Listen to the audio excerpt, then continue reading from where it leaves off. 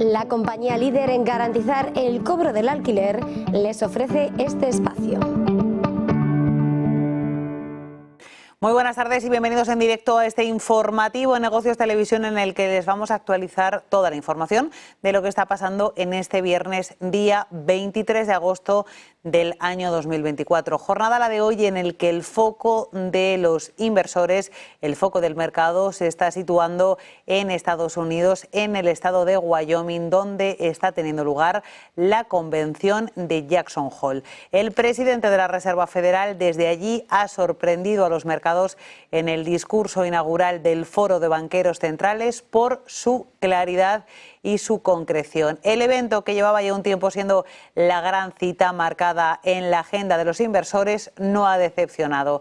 Y aunque el recorte de tipos en septiembre se daba por descontado, por primera vez Powell lo ha especificado, ha dicho que el tiempo para ajustar nuestra política monetaria ha llegado. El banquero central estadounidense ha dicho que confía en que la inflación está en un camino sostenible hacia el 2% y que esa evolución está mejorando. Powell ha dicho también que la dirección de viaje está clara, pero con lo que no ha querido ser tan contundente, con lo que no ha querido mojarse, ha sido con el ritmo de las bajadas de tipos y con si habrá más de una bajada de aquí a que termine el año.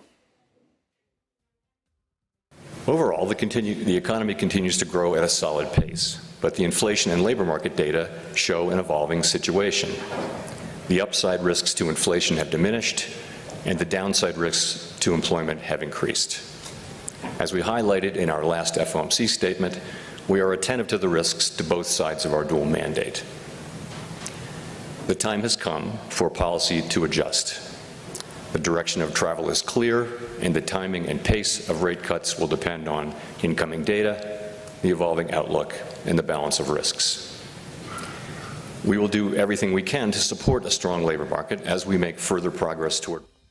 El presidente del Banco Central estadounidense ha explicado que la velocidad en esas bajadas de tipos dependerá de los datos que vayan llegando. Continúa la Reserva Federal con ese mensaje del partido a partido, aprovechando el tipo actual de entre el 5 y del 5,25, 5,5%, que a juicio del banquero central les da un amplio margen para ajustar su política monetaria según sea necesario y siempre con un objetivo claro por parte de la Fed: consolidar, ha dicho, la estabilidad de precios sin debilitar más el mercado laboral.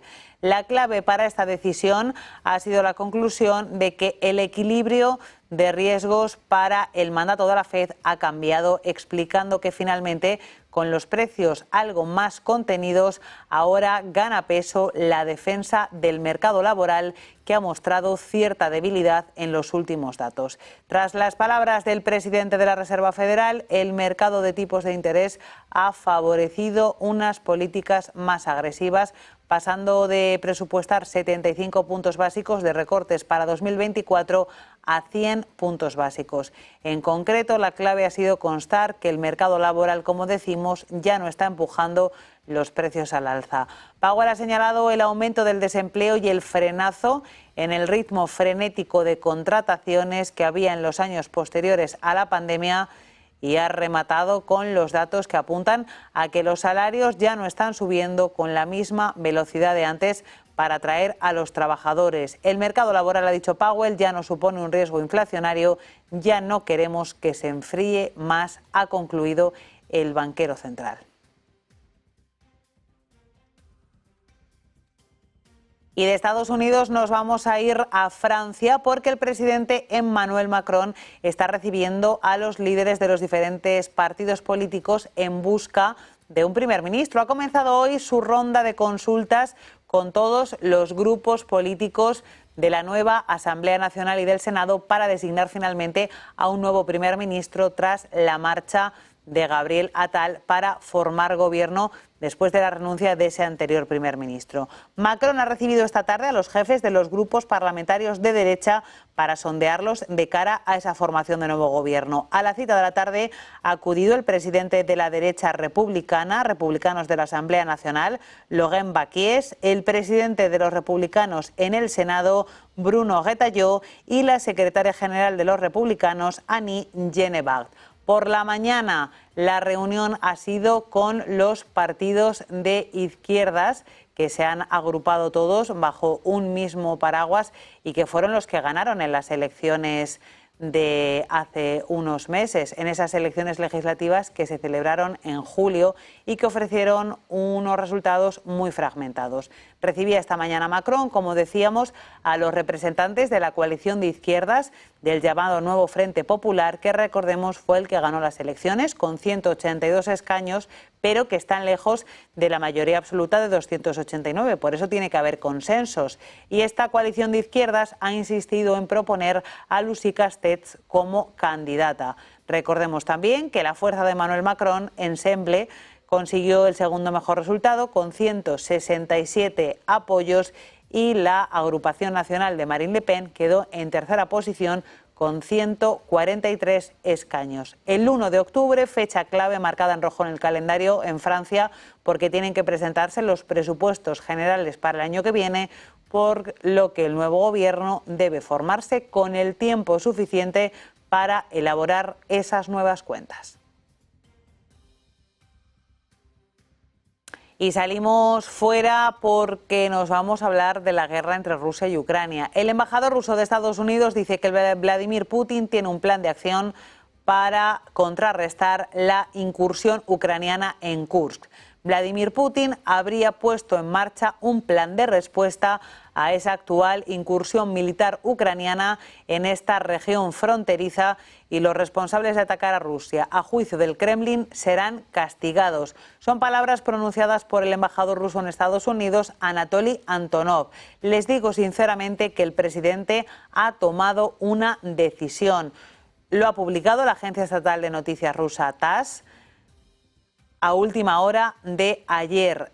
En cualquier caso, no se han dado más detalles sobre esta intervención, pero insistimos que desde Rusia hablan de que todos serán severamente castigados por lo sucedido en Kursk, sin dar más detalles sobre los planes de Putin, que se han conocido después de que Putin se haya reunido con altos funcionarios, incluidos gobernadores de las regiones fronterizas, para dar respuesta a este ataque ucraniano en Kursk.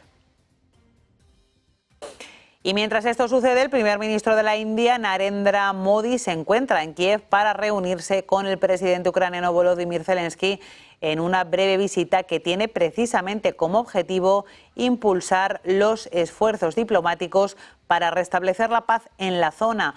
Una visita que se produce semanas después de la realizada precisamente a la capital rusa, a Moscú. Anteriormente, Narendra Modi había viajado a Polonia, desde donde destacaba que ningún conflicto tiene que resolverse en el campo de batalla, y haciendo un llamamiento al diálogo y a la diplomacia para restablecer la paz en la zona lo antes posible.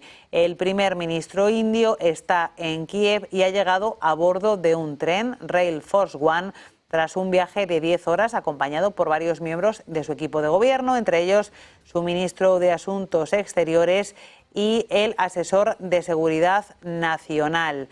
Hay que informar de que, según palabras del director ejecutivo de la compañía de trenes de Ucrania, la única forma de visitar el territorio es precisamente a través de tren, y por eso él es el que se ha encargado de informar de la llegada del mandatario asiático con el siguiente comunicado. El primer ministro de la India, Narendra Modi, ha hecho un viaje en tren a Kiev en medio de la guerra. Lo ha publicado en su cuenta de Twitter, recordando que este ha sido el medio de transporte utilizado por prácticamente todos los mandatarios extranjeros que han visitado la capital ucraniana desde que no hay vuelos desde el inicio de la guerra a gran escala en febrero de 2022.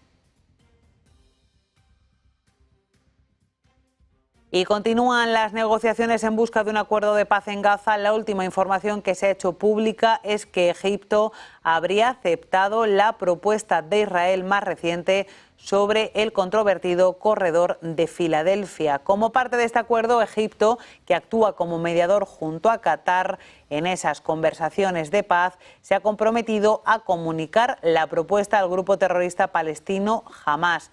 Esto es siempre según fuentes de Israel. Como parte de este acuerdo, Egipto comunicará a Hamás ese plan, un plan que podría incluir, entre otros asuntos, el hecho de que se pongan unos puntos de atención, según Egipto 2, según Estados Unidos 8, es una propuesta que todavía sigue negociándose. En el contexto actual de las negociaciones se producen avances entre Israel y los mediadores, pero de momento Hamás no da ningún tipo de señal de estar aceptando las propuestas que hay sobre la mesa. Mientras, sobre el terreno, las fuerzas de defensa de Israel han anunciado que se ha llevado a cabo un ataque contra un complejo de mando y control de Hamás en una escuela de Gaza. El ejército israelí ha dicho que el grupo palestino ha utilizado la escuela para almacenar armas y llevar a cabo actividades terroristas en la zona. Y mientras esto sucede, Lufthansa ha anunciado que va a extender su suspensión de vuelos tanto a Tel Aviv como a Teherán hasta el próximo 2 de septiembre como mínimo. Los vuelos a Beirut están suspendidos de momento hasta el 30 de septiembre, mientras los vuelos a la capital jordana, a Amán y a Erbil en Irak se van a reiniciar, si todo va según lo previsto, el 27 de agosto. La aerolínea ha dicho que utilizará un corredor norte en el espacio aéreo iraquí para llevar a cabo esos vuelos de forma segura. Y ahora vamos a cambiar drásticamente de asunto. Nos vamos a Estados Unidos porque la vicepresidenta Kamala Harris ha aceptado esta madrugada la nominación del Partido Demócrata a la presidencia. La jornada de anoche fue la cuarta y última de la Convención Demócrata celebrada en el United Center de Chicago y ha elevado a esta mujer, a la actual vicepresidencia, a una de las principales posiciones de poder en Estados Unidos. Kamala Harris, de 59 años, ha dedicado varios minutos de su discurso de aceptación a hablar de sus orígenes en la Bahía de San Francisco. Es el lugar donde creció y que varias décadas después le ha servido como lanzadera política. La que fuera compañera de dupla de fórmula junto a Joe Biden en las elecciones de 2020 se ha convertido en la primera mujer de ascendencia afroamericana y sudasiática en liderar la carrera presidencial de uno de los dos grandes partidos del país.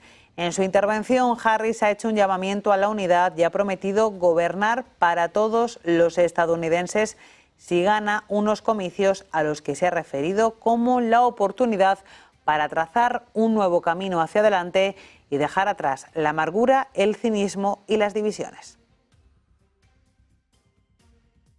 And America, we must also be steadfast in advancing our security and values abroad. As Vice President, I have confronted threats to our security, negotiated with foreign leaders, strengthened our alliances, and engaged with our brave troops overseas. As Commander-in-Chief, I will ensure America always has the strongest, most lethal fighting force in the world.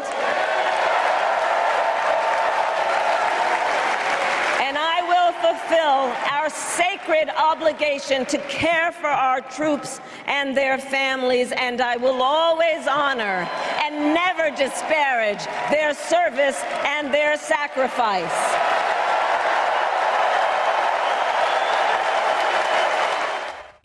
En ese discurso hemos escuchado cómo Kamala Harris defendía que nadie diga a los americanos lo que tienen que ser ni lo que tienen que hacer. Apelación a la libertad, oda a la independencia de cada cual ante una multitud que la ha ovacionado en el Centro de Convenciones de Chicago, donde se ha puesto fin a 4 intensos días de cierre de filas en torno a Kamala Harris, que fue designada hace tan solo, recordemos, un mes.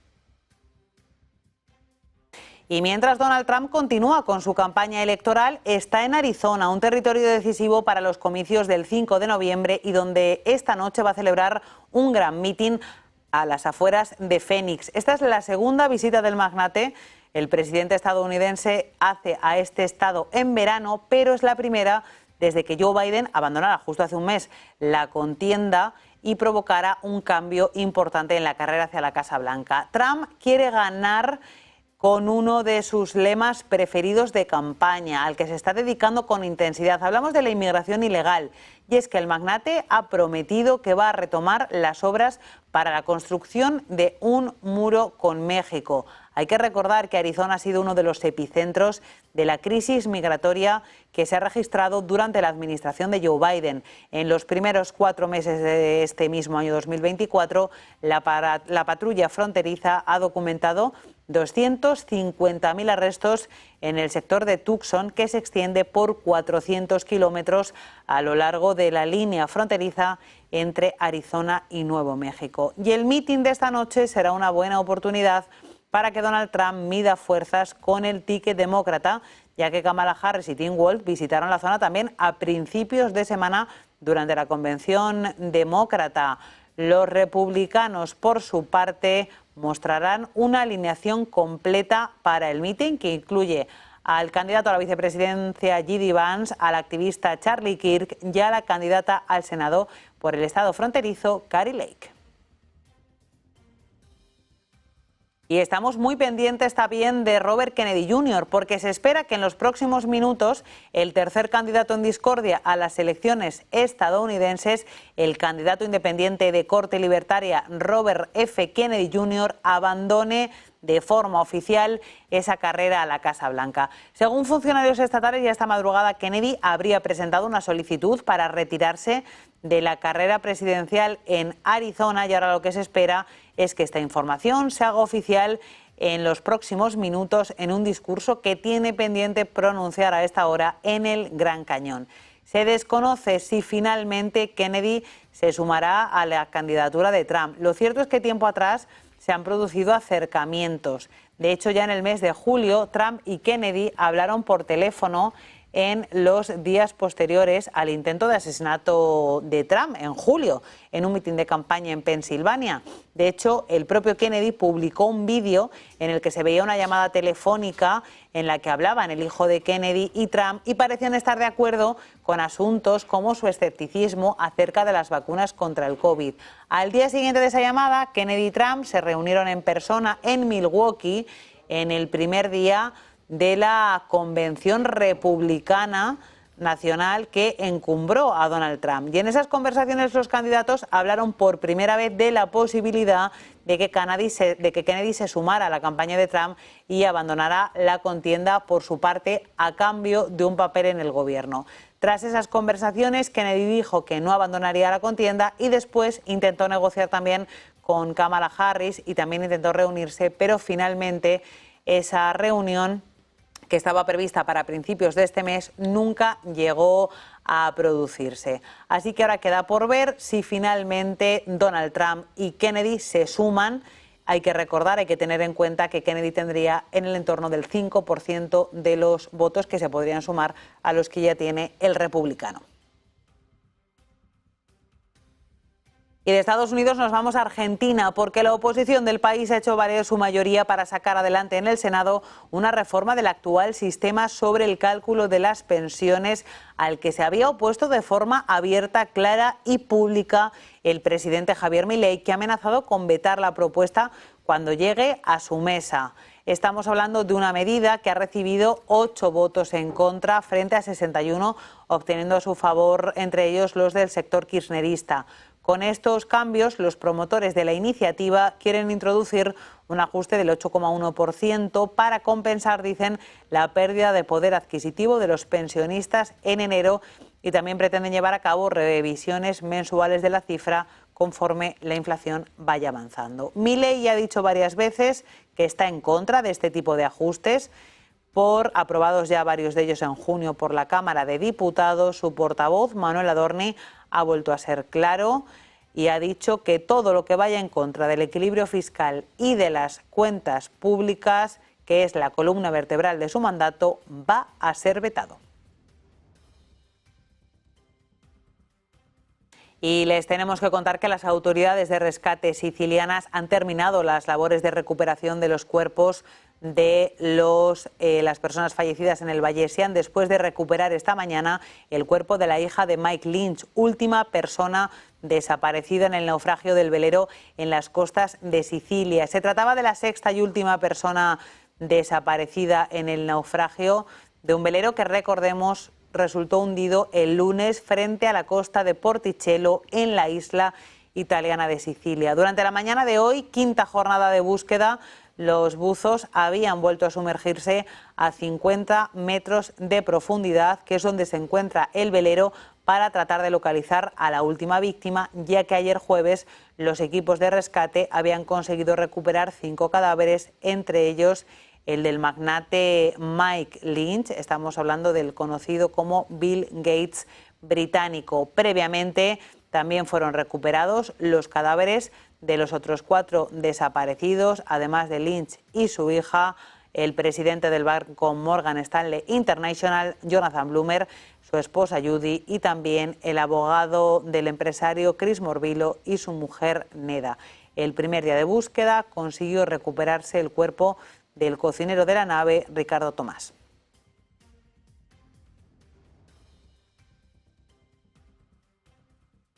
Y nos vamos a ir ahora hasta Venezuela, porque la oposición venezolana ha rechazado la sentencia del Tribunal Supremo de Justicia que certifica la victoria del presidente Nicolás Maduro en las elecciones del 28 de julio. Han llamado a seguir defendiendo lo que llaman soberanía popular, alegando que el verdadero vencedor de la cita del 28 de julio fue Edmundo González Urrutia. El candidato presidencial de la Plataforma Unitaria Democrática ha asegurado que la decisión del Tribunal Supremo de Justicia de validar la victoria en las urnas de Maduro solamente va a servir para agravar la crisis que se ha reactivado en Venezuela desde la misma noche de los comicios. Todo después de que ayer ese Tribunal Supremo de Justicia de Venezuela, acusado de estar controlado por magistrados afines al gobierno, confirmara los resultados oficiales de las elecciones que dieron la victoria a Maduro, lo que ha sido señalado y acusado de fraude dentro y fuera del país. El Consejo Nacional Electoral de Venezuela anunciaba la victoria de Maduro ese mismo día, esa misma noche, la del 28 de julio, y prometía que las actas con los detalles de los resultados mesa por mesa se iban a publicar en las siguientes horas, tal y como exige la ley. Sin embargo, a día de hoy, casi un mes después, esto no ha sucedido, mientras la oposición defiende la victoria de su candidato González Urrutia y sí ha mostrado las actas para respaldar esta afirmación. Y ahora les vamos a contar la situación en los mercados. Vamos a mirar cuál es el tiempo real de los índices de Wall Street en una jornada en la que los inversores muestran absoluto optimismo tras la contundencia en las palabras de Jerome Powell sobre la bajada de tipos en septiembre. Era una bajada que ya se descontaba por parte del mercado, pero quizá lo que no se esperaba es que las palabras del banquero central estadounidense fueran a ser tan directas, ya que no suele ser así. Powell ha hablado de cambio de ciclo y de que en la próxima reunión del Banco Central estadounidense habrá bajadas de tipos. Lo que no ha dicho es si será de 25 o de 50 puntos la bajada del mes de septiembre. Tampoco ha querido concretar si habrá más bajadas a lo largo del año antes de que acabe el año 2024. Lo que ha dicho es que sí, que a partir de septiembre se tienen que limitar a ir viendo la evolución del mercado laboral, que se ha enfriado, la evolución del crecimiento de la economía y también el devenir de la inflación, que ya se sitúa cerca de ese objetivo del 2% que lleva persiguiendo la Reserva Federal desde la pandemia. En tiempo real, índices de Wall Street muestran intensas subidas. Vamos a mirar a cómo se están comportando ahora mismo esos índices que experimentan subidas por encima del punto porcentual. Están bajando un poquito esas subidas. Tenemos al Nasdaq repuntando un 0,8%, marca 17.760 puntos. Avances de medio punto para el S&P 500, que cotiza con un repunte del entorno del medio punto porcentual, sumando un 0,53, que marca 5.599 puntos. El Dow Jones también sube un 0,55 y marca 40.926 puntos. El índice de volatilidad VIX cae un 4,62%, cae con cierta intensidad después de esas palabras de Jerome Powell, que han traído certidumbre a los mercados. Y vamos también a ver el resto de mercados cómo se están comportándose. Vemos una devaluación del 0,5% de la cotización del dólar, se cambia el euro a 1,1168 y lo mismo pasa con la libra. Está subiendo la moneda británica un 0,66 frente al dólar y ya se cambia cerca del nivel de 1,32. También ha impactado el discurso de Jerome Powell sobre el mercado de renta fija, en el que estamos observando caídas. El bono americano a 10 años se coloca en el 3,8%, el bono alemán se sitúa en el 2,23%, el bono español a 10 años sigue en el 3% y el yield británico todavía no llega a tocar el 3,9%, aunque se mantiene bastante estable. Vamos a mirar también a la cotización del oro. Lo vemos en tiempo real experimentando una subida del 1%, 2.542 dólares la onza, y en una jornada marcada por la volatilidad en las materias primas hay que destacar importantes subidas en la cotización del petróleo.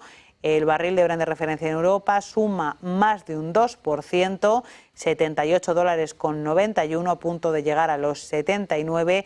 El tipo West Texas de referencia en Estados Unidos suma un 2,37% y se acerca a los 75 dólares el barril. Y les vamos a hablar ahora de Apple, que ha anunciado que va a permitir a los usuarios de iPhone eliminar sus propias aplicaciones, como el navegador Safari, la App Store, para cumplir con una ley de la Unión Europea aprobada en marzo. El gigante tecnológico se ha enfrentado al rechazo de los reguladores europeos, que dicen que la empresa estaría dificultando que los usuarios accedan a alternativas de terceros o a sus propias herramientas de pago, por ejemplo. Vamos a ver en tiempo real cómo están cotizando las acciones de la compañía de la manzana y vemos que suman un cuarto de punto, 225 dólares con 10 centavos. Y vamos de Apple a otra compañía gigante de la tecnología, es Tesla, y lo que le queremos contar es que BMW ha vendido más vehículos eléctricos que Tesla en la Unión Europea en julio por primera vez en la historia.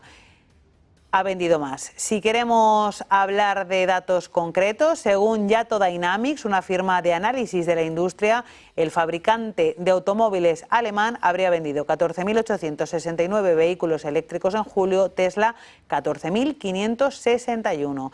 El buen desempeño de BMW se ha llevado a cabo a pesar de una caída global interanual en la compraventa de todo tipo de vehículos eléctricos en julio en la Unión Europea, con una caída de las ventas del 6%. Vamos a ver en tiempo real cómo está comportándose la acción de Apple.